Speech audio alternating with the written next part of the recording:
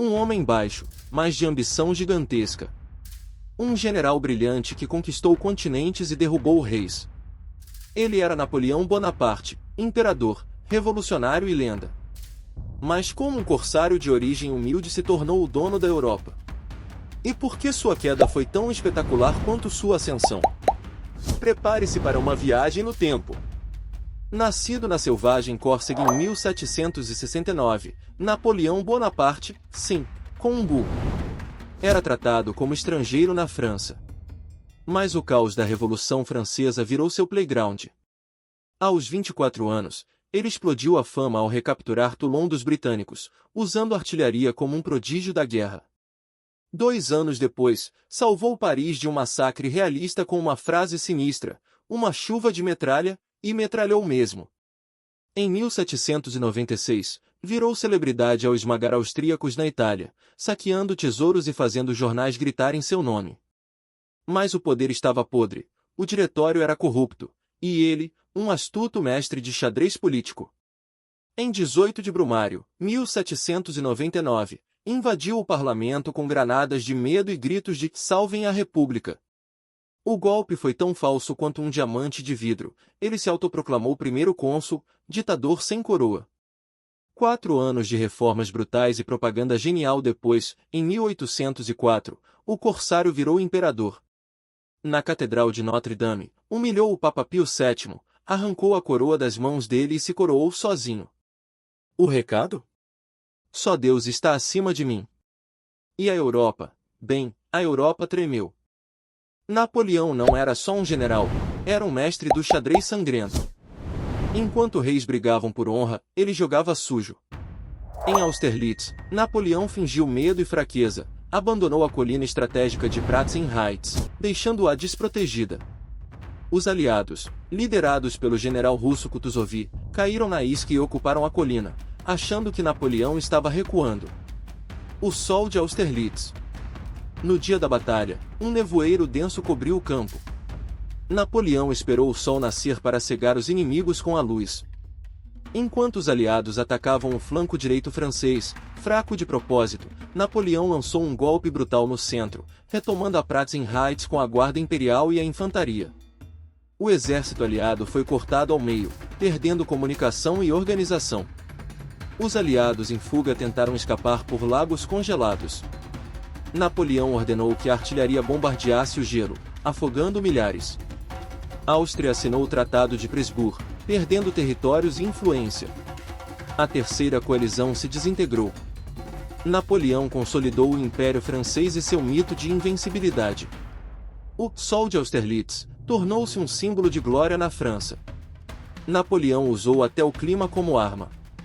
Apesar de épica, historiadores debatem se o bombardeio do gelo aconteceu durante a batalha ou depois, durante a fuga. Napoleão estudou os relatórios dos espiões e sabia que o czar Alexandre I da Rússia era impulsivo. Explorou isso para manipulá-lo. Após a derrota, o imperador Francisco II dissolveu o Império Medieval de 844 anos. O próprio Napoleão chamou Austerlitz de "a mais gloriosa de todas as minhas batalhas". Na Prússia, o exército mais perfeito da Europa achou que venceria em horas. Mal sabiam que Napoleão atacaria de madrugada, enquanto dormiam em formação. Em Jena, 27.000 franceses esmagaram 38.000 prussianos. Como?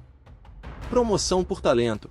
Um filho de ferreiro podia virar general, e isso fez os soldados lutarem como lobos famintos. Mas havia um inimigo invisível, a Inglaterra. Sem poder invadir a ilha, ele decretou o bloqueio continental, um embargo global.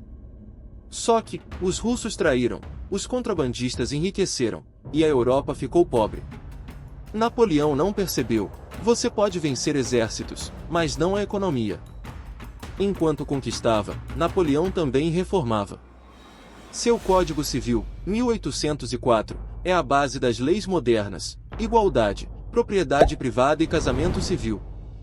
Criou o Banco da França para controlar a economia e os liceus para educar as massas. Mas nem tudo foi justo, ele censurou a imprensa e escravizou colônias. Em 1812, Napoleão desafiou o general em inverno.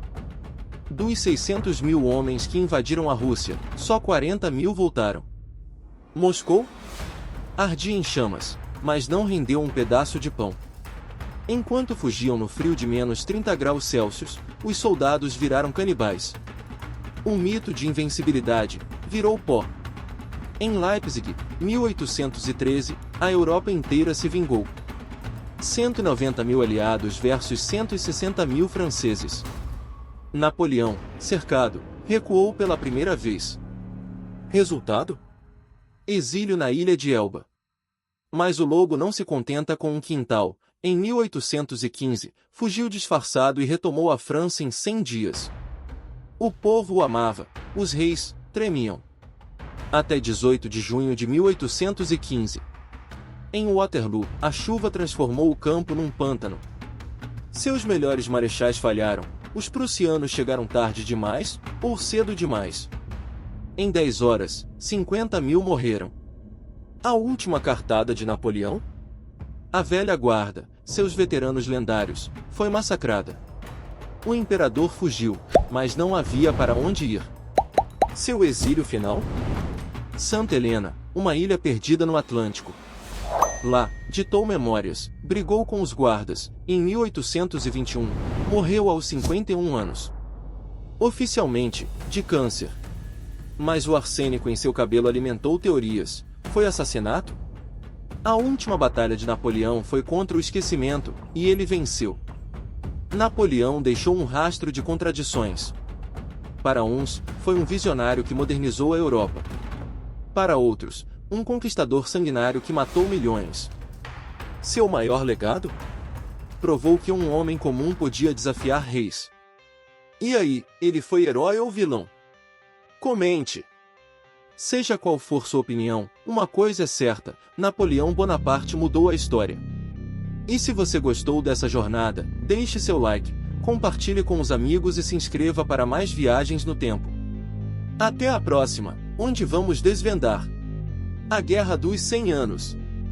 Fiquem ligados!